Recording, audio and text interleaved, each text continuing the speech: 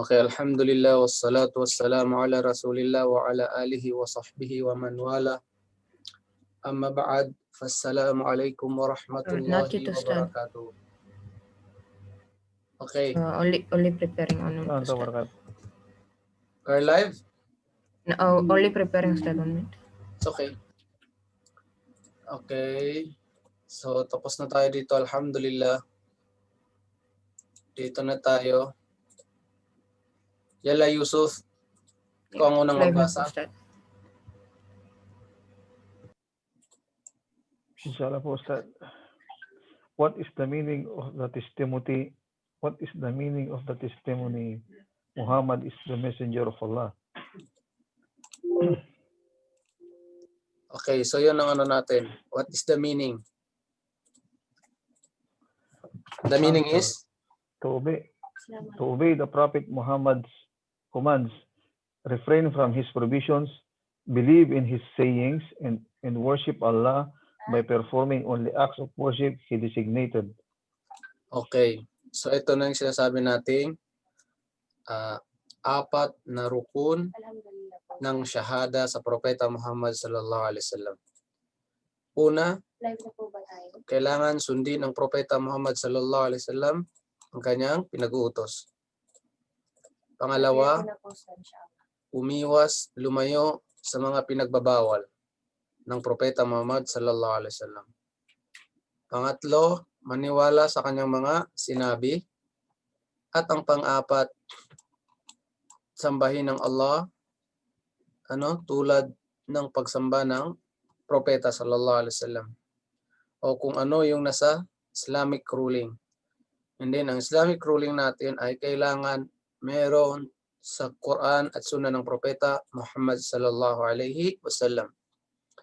Okay.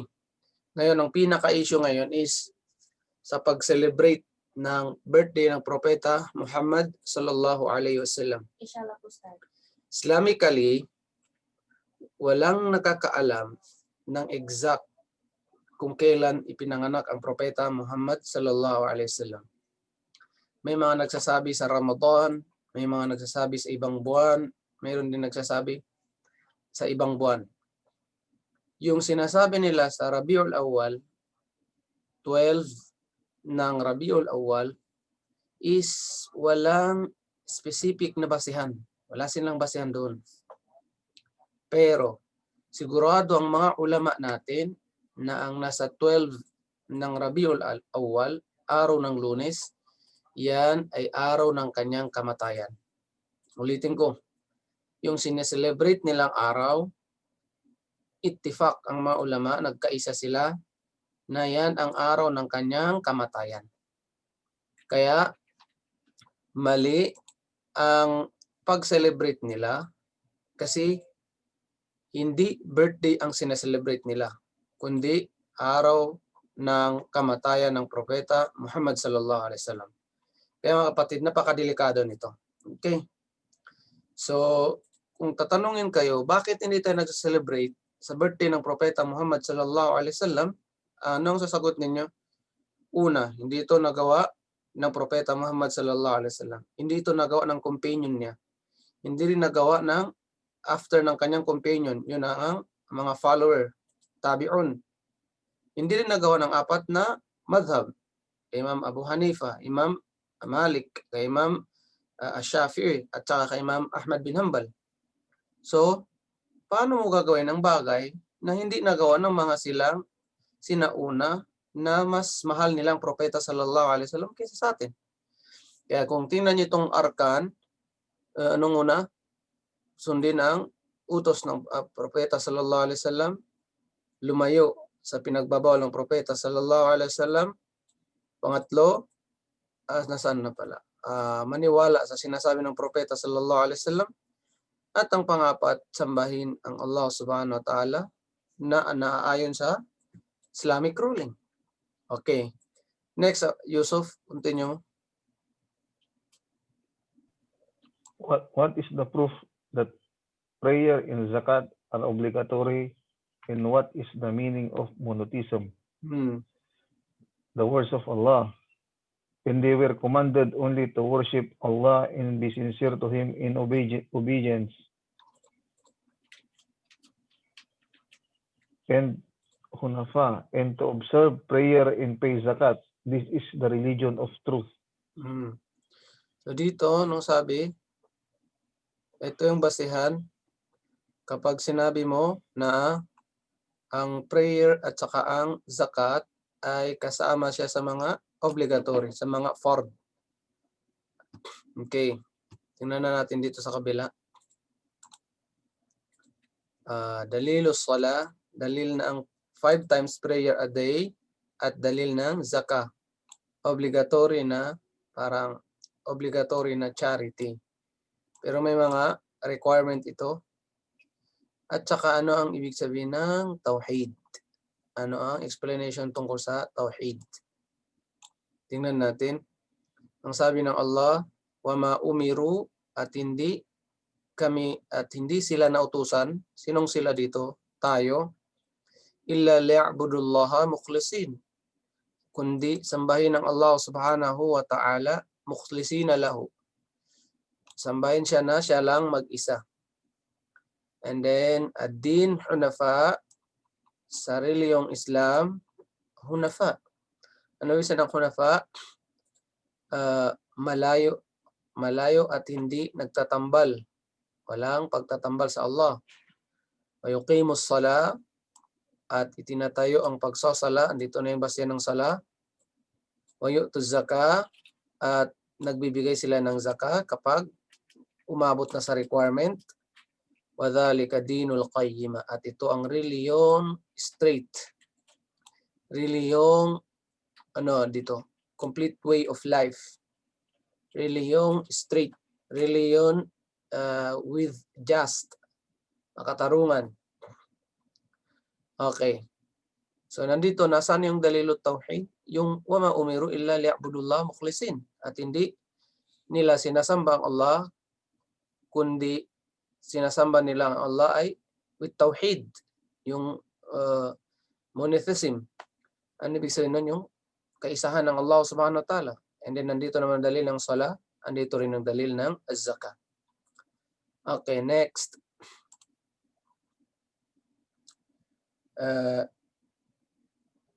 Yalla Jannah.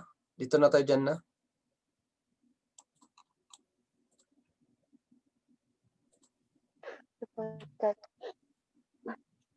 What is the proof that fasting or during Ramadan is obligatory?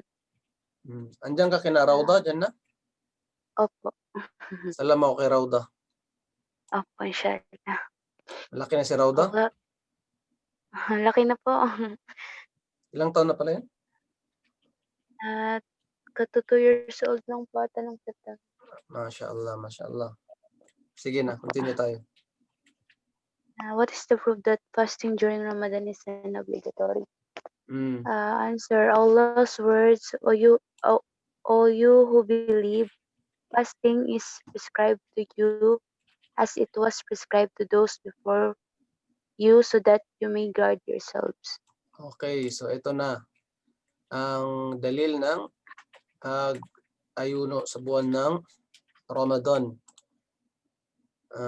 Dalilus siyam, ang basihan, bakit fard ang pag-ayuno sa buwan ng Ramadan. Sinabi ng Allah, ya ayyuhalladhina amanu, o kayo mga mananampalataya, kutiba alaykumus siyam, wajib na sa inyo ang pag-fast. Wajib, fard na sa inyo ang pag-ayuno. Kama kutiba alal ladhina min qablikum, tulad din kawajib sa mga sinaunang henerasyon na una sa inyo, la'allakum tattaqun, nawa makuha nyo ang takot, maging matakutin kayo sa Allah subhanahu wa ta'ala. So ito, may basehan na naman tayo. Kasi nga, di ba, ang sabi natin ng Islam, hindi ka pwedeng gumawa ng ibadah na wala kang basihan galing sa Quran at sa Sunnah ng Propeta sallallahu alaihi wasallam. And then next, continue mo dyan na. What is the proof that Hajj or pilgrimage is one of the pillars of Mm. the words of Allah, and pilgrimage is a duty which which men owe Allah, but if any disbelieve in Allah, then he surely does not need his creatures. Okay. So ang sabi, ito naman, dalil Hajj. Bakit ba kailangan na natin mag-Hajj? So ang Hajj is, ginagawa lang to, ang pagka-fard ng Hajj, once in a lifetime. So kapag nag-Hajj ka na ng isang beses, so ang pangalawang Hajj mo, hindi na yun fard. Sunnah na lang yun. Pero ang unang Hajj, yun ang fard. Kailangan talaga pagbutihin natin yun. Kasi yun ang obligatory. And then dito ang kailangan is kapag nag-Hajj ka, yung mayroon kang financially at kaya ng pangangatawan. Doon maging obligatory sa iyong pag-Hajj. Financially at malakas ang pangangatawan. So dito, wag na natin hintayin na tatanda pa tayo hanggang mga 60 saka pa tayo mag-Hajj. Kailangan dito, pag kaya na ng pangangatawan natin at meron na tayong enough na pera, doon wajib na sa atin ang mag-Hajj. Ngayon, ang sabi ng mga ulama dito, magkakasala, although may dalawang opinion ng mga ulama. Halimbawa daw, ako, meron akong 210,000. Kasi ang bayad sa Pinas, pag nag-Hajj ka, 210,000 para makapag-Hajj. Sa panahon ngayon, ha? So, meron akong 210,000. Tapos, alam ko ng 210,000 na yun is enough na yun para makapunta ako ng Hajj. Ang sabi ng mga ulama, sa unang opinion, fard na sa akin. Kailangan ko nang mag-Hajj agad-agad. Pag hindi ako nag-Hajj, magkakasala ako.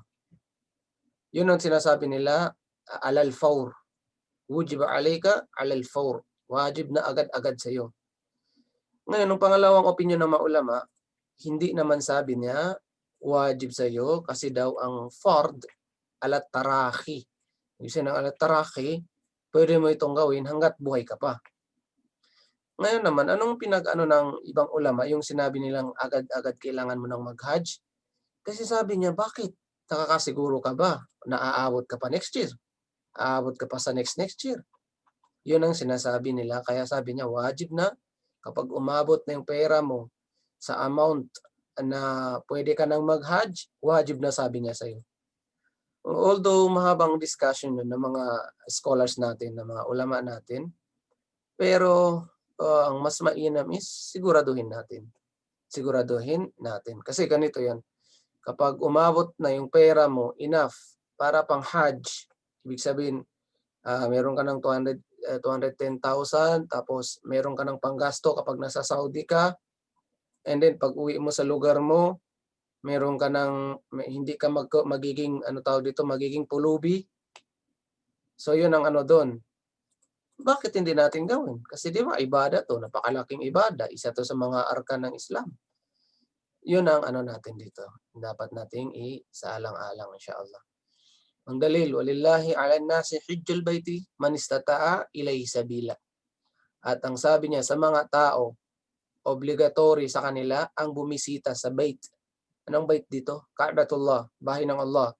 Walang iba kundi yung nasa Makkah. Yung saan ang lahat ng tao pumupunta doon, humaharap pag nagsasala sa Kaaba. Man istata'a ilayhi sabila. Tingnan mo, nakalagay dito kung ang sino man kaya niya ang pumunta doon.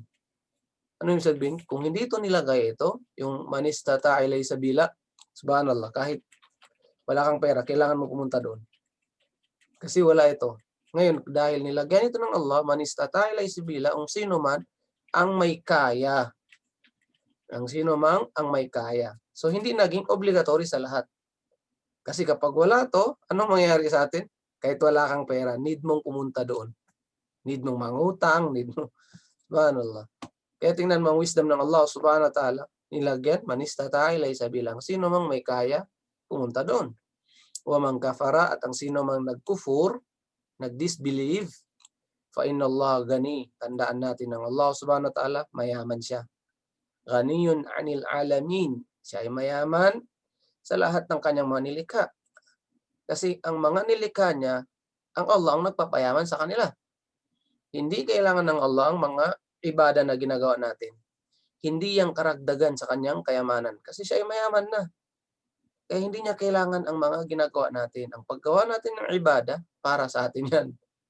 Ang benefit ng paggawa ng ibadah, babalik sa atin. At hindi yan babalik sa Allah subhanahu wa ta'ala. Sa kanya, pag gumawa ka ng ibadah, bibigyan ka ng reward. Kapag nagmatigas ka naman sa mga pinawajib niya, sa mga fard, paparusahan ka niya. Kasi ang Allah ay adil. Ang Allah ay makatarungan. Kung ano yung deserve para sa'yo, ibibigay niya. And then, kung ano naman ang hindi deserve sa'yo, syempre, ilalayo ka niya at hindi niya yon ibibigay sa'yo. Next, Maria Aurora. Saan po? Dito na. Di ba Maria Aurora, estudyante ka last term? Opo, kaya lang po nag-stop po. Okay. Dito na, Maria Aurora.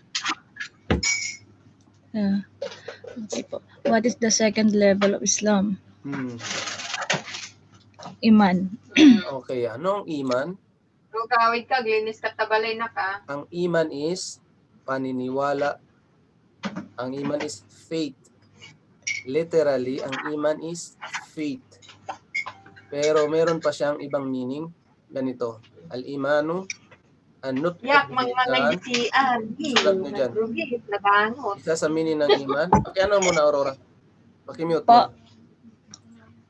Ang isa sa meaning ng iman, ano yun? An-nutqu bil-lisan.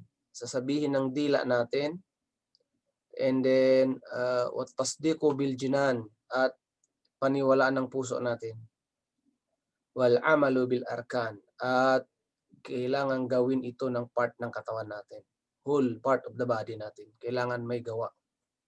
So tingnan mo, merong salita, tapos meron din sa puso, yung paniniwala sa puso. Pagka matotoo sa puso, and then ang pangatlo, kailangan din yun i-apply. So yun ang tinatawag nating iman. Ulitin ko, literal ang iman, faith, paniniwala, or belief. Meron ding belief. Pwede mo rin ang iman sabihin mo, belief. And then, yung pagpahabain mo, al-iman, an-nutqu bil-lisan. Sasabihin ng dila. Tulad ng sabi mo, la ilaha illallah. Di ba? Sinabi ng dila mo. Tulad din sabi mo, ana uminu billah. Ako ay naniniwala kay Allah. And then, al-imanu billah. Ako ay maniniwala kay Allah. Di ba? Sinabi ng dila mo yun. Naniniwala ako sa mga propeta. Naniniwala ako sa mga book ng Allah. Ano pa? Naniniwala ako sa mga angels kahit hindi ko nakikita. Naniniwala ako the day of judgment. At naniniwala din ako, sabi mo, sa qadar, masama man yan o mabuti. So qadar, pinapaniwalaan mo. So ano ang nangyayari? Lahat ng nangyayari sa buhay mo, pinapaniwalaan mo yun, na yun ay destiny. Yung fate, F-A-T-E. Fate, ano ba yung qadar yun? Destiny na iyon talaga ang sinulat ng Allah subhanahu wa ta'ala para sa iyo. Kaya yun ang nangyari. So lahat ng pangyayari na nangyari sa buhay mo, yun ay nakasaad na yun sa iyo. Tinadhana yun ng Allah para sa iyo. Kung mabuti man, alhamdulillah sasabihin mo. Kung masama man, magsabar ka, magtiis. At ano ang sasabihin mo? Inna lillahi wa inna ilaihi raji'un. Yun ang tatandaan natin. Okay, ngayon, iman, meron siyang 6 pillars of iman. May encounter din natin. Yala, continue. Aurora. Okay po. How many branches does Iman comprise? Iman has more than 70 branches, the uppermost of which is the declaration of the oneness of Allah, la ilaha illallah, and the least of which is the removal of harmful objects from the road. Okay, Modesty is also a branch of Iman. Okay, tingnan mo dito ha. Ang pinaka-highest level ng iman, yung la ilaha illallah. Ibig sabihin yung belief mo na walang ibang Diyos na dapat sambahin kundi ang Allah, yun ang pinakamataas.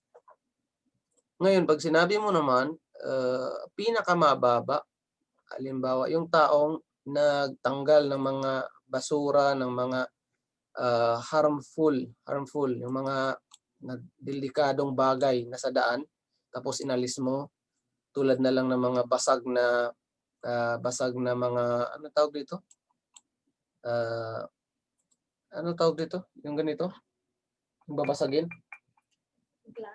Glass. Basag na mga glass sa daan, tapos sinanggal mo yun. Yun part yun ng iman. Pero yun mababang level na yun. Ha? Biruin mo ilang level to? 70 branches. Okay. Ngayon, ano tawag dito? Meron yung sinasabi. Ito kasi ay, saan to siya nakalagay? Nakalagay to siya, ito yung pinakamababa na to kasi more on gawain lang yung nasa baba. Itong pag-alis ng mga delikadong bagay sa daan kasi gawain lang yun. While tingnan mo to kasi ang la ilaha illallah, napaka-broad ng meaning niya. Kasi sakop niya yung salita mo, sakop niya yung kung ano yung paniniwala mo sa puso mo, at sakop niya rin ang mga gawain mo. Well, dito sa last, kasi isa lang ang sakop niya. Ano lang sakop niya? Yung action mo.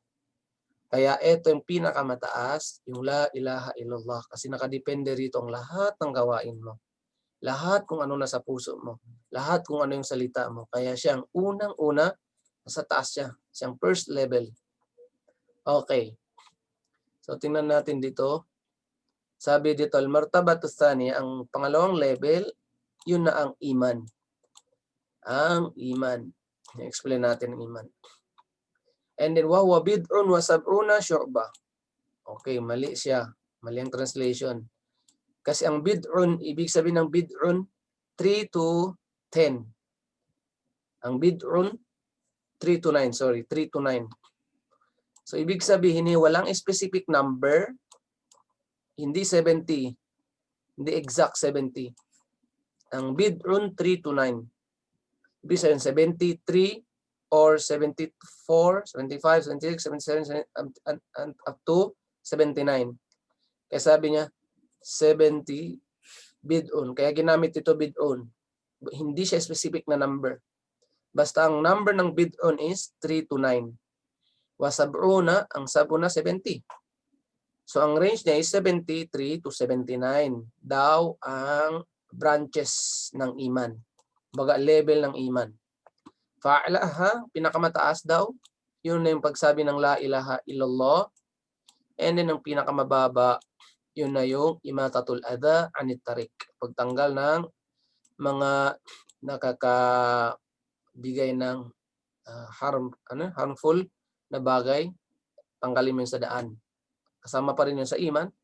Wal haya'u, at ang tawag dito, yung nahiya ka, at ang kahihiyan ay syu'batun minal iman. Isa ito sa part.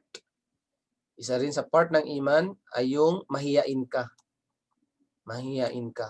Kaya nga mayroong nagsasabi na mga ulama natin, isa sa mga pagpili ng asawa ay piliin mo yung mahiyain. Subhanallah. Nilagay pa nila yun. Piliin mo daw yung mahiyain.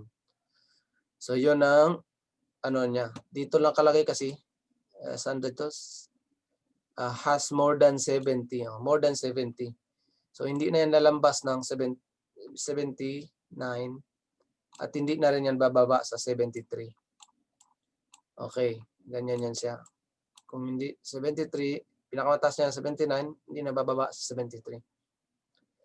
Okay. Continue tayo kay Nisha. Ella Nisha? Assalamualaikum Pak. Waalaikumsalam. How many articles does Iman include? Iman includes 6 articles, namely belief in Allah, His angels, and His books, and His messengers, and the last day, the belief and predestination, and its God, and its good or evil consequences. Okay. So, nandito na tayo sa pillar. Arkanul Iman. Tingnan mo. Warkanuhu sittatun. Ang kanyang pillars ay 6. Ang Islam 5. while ang dito ang iman 6. Kama fil hadith, nabanggit ito ng propeta sallallahu alaihi wasallam, kung naalala nyo, yung nung dumating si Jibril alayhi salam, nagpanggap siya na tao siya, tapos tinanong niya ang propeta Muhammad sallallahu alaihi wasallam, akhbirni anil Islam, di ba yun? Sabihin mo sa akin, o Muhammad, kung ano yung Islam. And then sinagot ito ng propeta Muhammad sallallahu alaihi wasallam, and then fa-akhbirni anil iman. Sinagot naman ng Jibril alayhi salam, sabihin mo sa akin kung ano ang iman. So ang sinagot sa kanya ng propeta sallallahu alaihi wasallam, yung maniwala ka, mag-believe ka saan? Sa kay Allah at sa kanyang mga angels, di ba? Paniniwala kay Allah, paniniwala sa mga angels, paniniwala sa mga book ng Allah, paniniwala sa mga propeta at sugo ng Allah, paniniwala sa kabilang buhay, the day of judgment. Yawmul akhir kasi, kabilang buhay, start from sa araw ng iyong kamatayan after death. Mag-start na yung kabilang buhay para sa iyo. So ang unang step ng kabilang buhay para sa atin, sa oras na tanggalin yung buhay na meron tayo ngayon. Doon na doon ang unang hakbang ng Yawmul Akhir para sa bawat tao na nilikha ng Allah. So ito yung Yawmul Akhir. Wa tu'mina, at paniniwala sa destiny, and then khairihi, mabuti man yon o masama. Ngayon, sa destination pag-usapan natin, destination. Sa destiny, ganito yan. Ang destiny, hindi mo pwedeng hulaan. Walang nakakaalam yan kundi ang Allah subhanahu wa ta'ala. Ang qadar na nakasulat sa iyo, na sinulat ng Allah subhanahu wa ta'ala, nung ikaw ay 4 months pa lang sa tiyan, meron ka ng destiny. Kung ano yung mangyayari dito sa mundo. Ang problema lang is, hindi mo alam kung ano ang sinulat sa ng Allah. Alam ng Allah pero wala kang alam. Ngayon, hindi mo pwedeng hulaan. Sabi mo, mamaya punta ako sa diskohan kasi yun ang destiny na sinulat sa akin ng Allah. Mali. X agad. Kasi sa future, hindi mo pwedeng, walang nakakaalam ng future natin. Hindi nga natin alam mo kailan tayo mamatay. Walang nakakaalam. Pero alam na ng Allah. Ngayon, kung nangyari na yon sa iyo, anong gagawin mo? Halimbawa, nakagawa ka ng kasalanan. Yun ay qadar yun ng Allah sa iyo. Ang wajib mong gawin, magtauba, humingi ng kapatawaran sa Allah subhanahu wa ta'ala. Hindi mo pwedeng ipagdalil, sabi mo, ba't ako maghingi pa ng kapatawaran sa Allah? Siya naman naglagay sa akin doon. Kasi dinestiny niya sa akin yun. No. Kapag nakagawa tayo ng kasalanan, ang wajib sa atin magtauba. Ako ano yun? Destiny pa rin. Part of destiny mo yun. Pero ang next mong gawin, kailangan mong magtauba. Kasi hindi mo na pwedeng baguhin yun. Ang pwede mo lang baguhin kung ano yung nasa future mo. Sabi mo, nakagawa ko ng kasalanan. Ya Allah, hindi na ako gagawa ulit. So yun ang next mo step. Yung hindi mo na siya gawin ulit at hingin mo yun ng kapatawaran sa Allah subhanahu wa ta'ala. Ngayon, kapag nakagawa ka ng kabutihan, ibadah tulad ng pagsasala, pagsadaka, anong gagawin mo? Ang sabihin mo, Alhamdulillah ya Allah, dahil binigyan mo ako ng hidayah, guidance. So mag-alhamdulillah, magpasalamat ka kay Allah subhanahu wa ta'ala. Kasi binigyan ka niya ng guidance na gumawa ng ibadah. Kasi ang dami ng tao dito sa mundo, ikaw ang napili ng Allah upang bigyan ng guide. Bigyan ng guidance. Tulad ng pag-aaral natin. Sa dami ng tao dito sa mundo, hindi lahat ng tao ay nag-aaral every Friday. Ang dami. Mas inuuna pa nila yung pamamasyal kaysa sa pag-aaral. Mas inuuna pa nila ang mga makamundong bagay kaysa sa pag-aaral. Meron namang iba, gusto nilang mag-aral pero nasa ospital sila. Yung naka-oxygen na lang ang nag-ano sa kanila, nagpapagalaw. Ganon. So lahat ng ito ay pasasalamat sa Allah subhanahu wa ta'ala. Kung nakagawa ka ng kabutihan, pasasalamat sa Allah. Kung nakagawa ka man ng kasamaan, humingi ng kapatawaran sa Allah subhanahu wa ta'ala. Huwag mong gawing basihan. Ba't ba ako hingi ng dinestiny naman yan ng Allah subhanahu wa ta'ala sa akin? Oo, destiny yan sa Allah. Lahat kasi ng nangyayari sa atin dito sa mundo, destiny. Destiny. Sinulat yan sa atin ng Allah subhanahu wa ta'ala. Pero kung masama, magtauba tayo. Kung mabuti naman, magpasalamat tayo sa Allah subhanahu wa ta'ala. Sa future naman, anong gagawin mo? Piliin mo kung ano yung tama. Kasi binigyan tayo ng Allah ng pag-iisip to choose. Freedom of choice. Para meron kang pagpipilian. Saan ka mapupunta? Sa bad o sa mabuti? Ano bang gusto mo? Paraiso o impyerno? Kung gusto mo ng paraiso, sundin mo ang Allah, lumayo ka sa pinagbabawal niya. Sa future yun. Yun ang guideline natin. Nakuha nyo dito? Yusuf Galvez? Nisha? Opo, Ustad. Alhamdulillah po. Okay. So, wag natin gawing basihan. Sabi mo, ginusto naman yun ng Allah, kaya ako nagawa. Oo. Destiny yun na dinestiny siya ng Allah. Pero ang gusto siya ng Allah, pag nagkagawa ka ng kasalanan, humingi ka ng tawad sa Kanya. Ang gusto siya ng Allah, pag nagkagawa ka ng kabutihan, magpasalamat ka sa Kanya. Yala. Continue na siya. Dito na. What is the proof of the above? The words of Allah.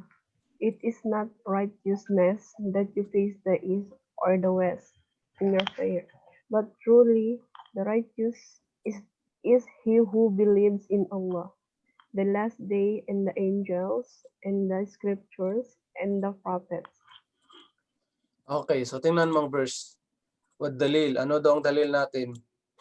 Na 6 ang arkan, 6 ang pillars. Anong ang dalil natin na 6 ang pillars ng iman? Laysal birra, hindi ang paggawa ng kabutihan, ang birra, gawaing mabuti. Lagay nyo. Laysal birra, hindi ang gawaing mabuti.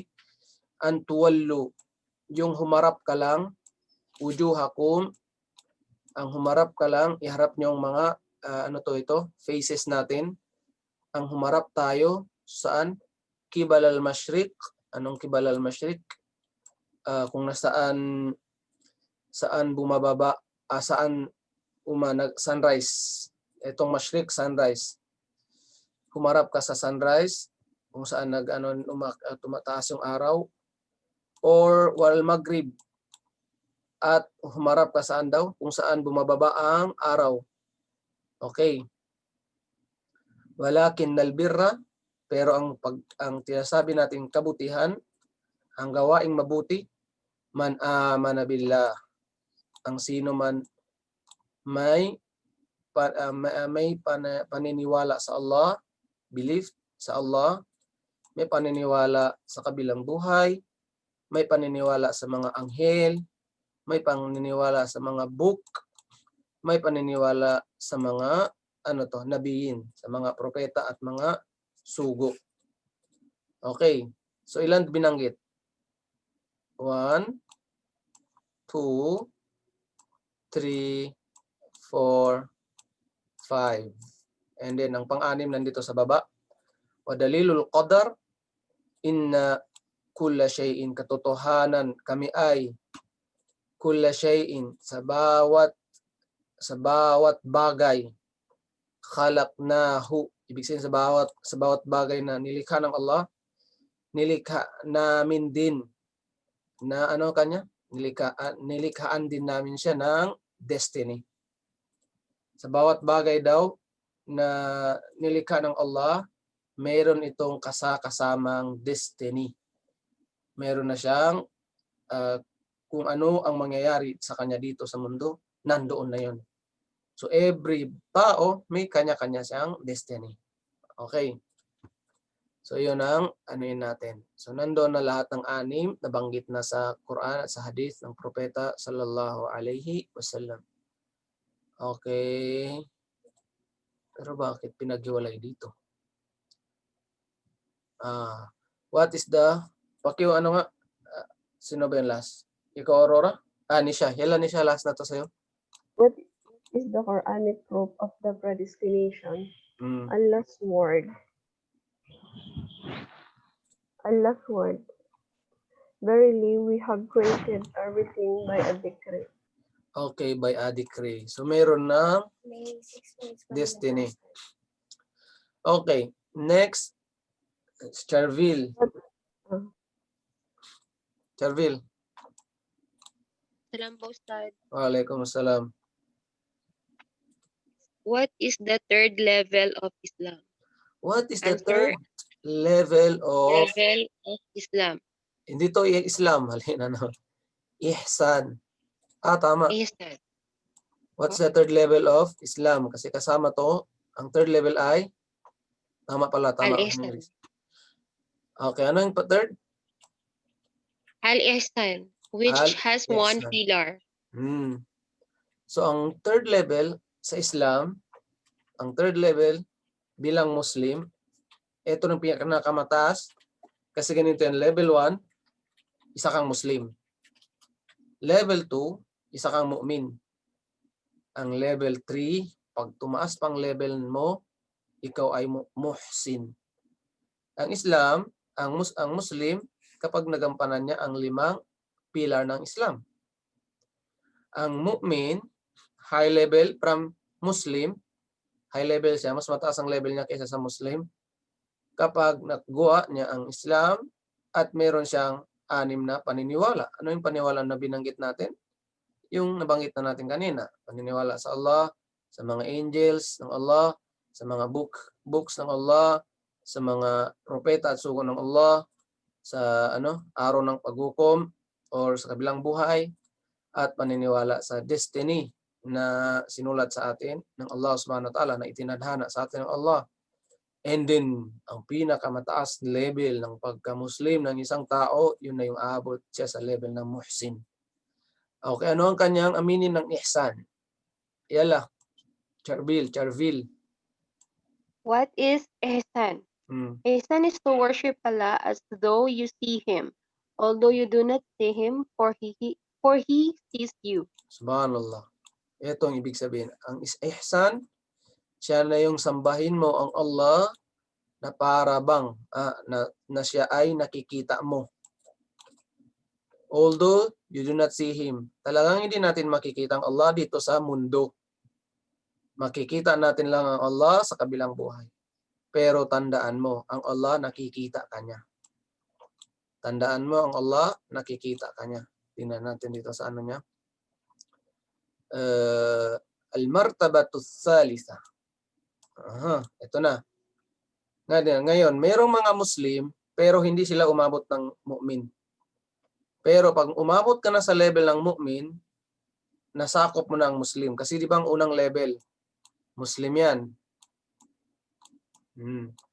So mayroong mga tao, dyan lang yung inabutan nila hanggang Muslim lang. And then, hindi na sila umabot sa level ng iman o mu'min. Mu'min. Hindi na sila umabot dito. Hindi na sila umabot sa number 2. So, pag mu'min sila, ibig sabihin Muslim na sila. Kasi ito nga level 2 na eh. Ngayon, pagdating dito sa last level, sa muhsin, yung meron kang ihsan, ito na yung bihira lang to. Selected tao lang to. Subhanallah. Sana kasama tayo bilang isang muhsin. Bakit Muslim? Muhsin yan, muhsin. Yan ang pinakamataas. Muhsin.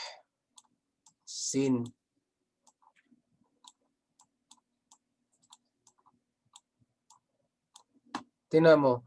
Ito ng pangatlong level. So pag muhsin ka, mu'min ka na rin at Muslim ka na rin at the same time. Pero pag Muslim ka lang, hanggang dito ka lang, hindi ka pa mu'min at hindi ka pa muhsin. Pag umabot ka naman sa mu'min, sakop mo ng Muslim, pero hindi ka pa umabot dito. Pero pag muhsin ka, Allahu Akbar, sakop mo na, mu'min ka na at Muslim ka na rin at the same time. Kasi di ba ito na pinakamataas? Okay, ang sabi dito, lahu ruknun wahidun. Isa lang ang kanyang pilar. Anong pilar niya? An ta'budullaha ka'annaka tarahu. Yung sambahin mo ang Allah na para bang nakikita mo siya. Ano daw? Sambahin mo ang Allah ka'annaka, na para bang nakikita mo siya.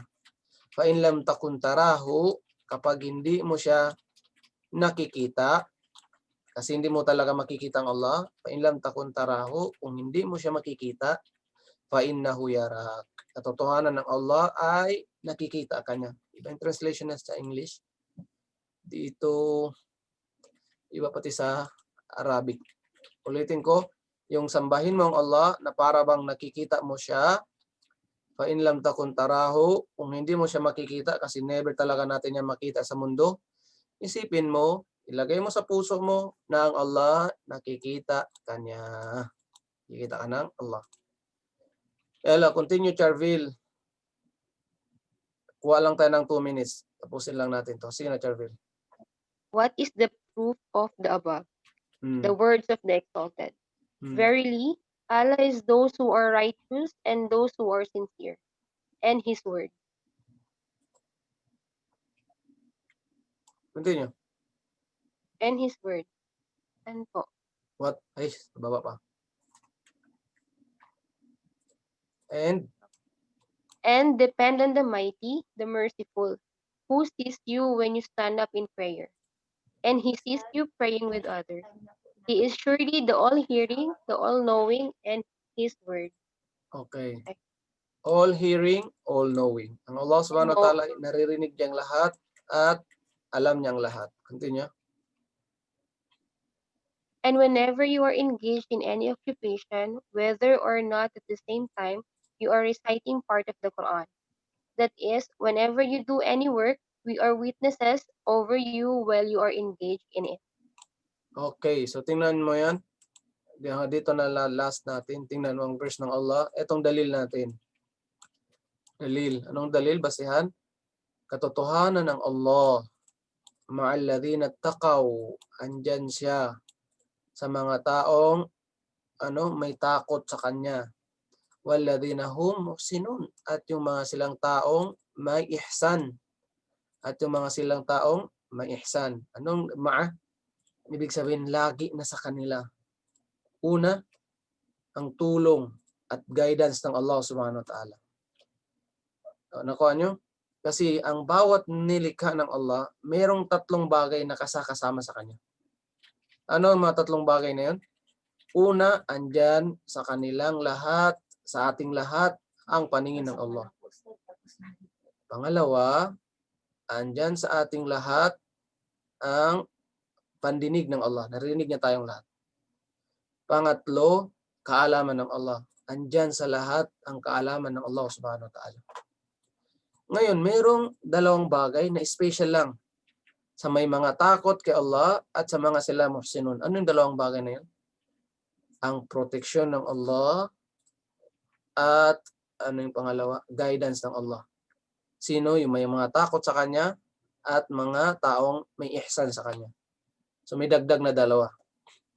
Umuman sa lahat, kafir ka man, hindi kafir, basta nilikha ka ng Allah, dyan yung 3. Pandinig, lagi narinig ka lagi ng Allah, nasa paningin ka lagi ng Allah. Anong pangatlo? Alam lagi ng Allah ang mga ginagawa mo. Pero yung may takot at saka yung mamuhsin, yung sinasabi natin may ihsan, anong meron sa kanila? Andyan yung protection sa kanila ng Allah at andyan sa kanila yung pangangalaga ng Allah subhanahu wa ta'ala. Guidance at mga guidance ng Allah. Next week na lang to, natin, time na kasi. Check na kayo ng mag-fill up na kayo ng attendance. Continue lang natin next week. Dito na tayo sa 1:28. You can off our live. Saleha. Okay, sir. Mag-fill up na kayo ng attendance. Hindi ako nakapag wala tayong quiz ngayon. Next week inshallah. Continue natin ulit ang mga quizzes natin. Assalamualaikum guru. Waalaikumsalam. Oto Roms, way ko yabutan sin. Way ko yabutan sin rotation ta. Na late ako 5 minutes. Pa ito biya, siya di ako na ikaw in pamunglaw. Last. Yabutan na kasin time, Oto Roms. Sinsya na ka. Alhamdulillah. Umasad to. Sister Saliha, assalamualaikum. I think you didn't send the link for the attendance? Yes, brother, I sent it there in the group.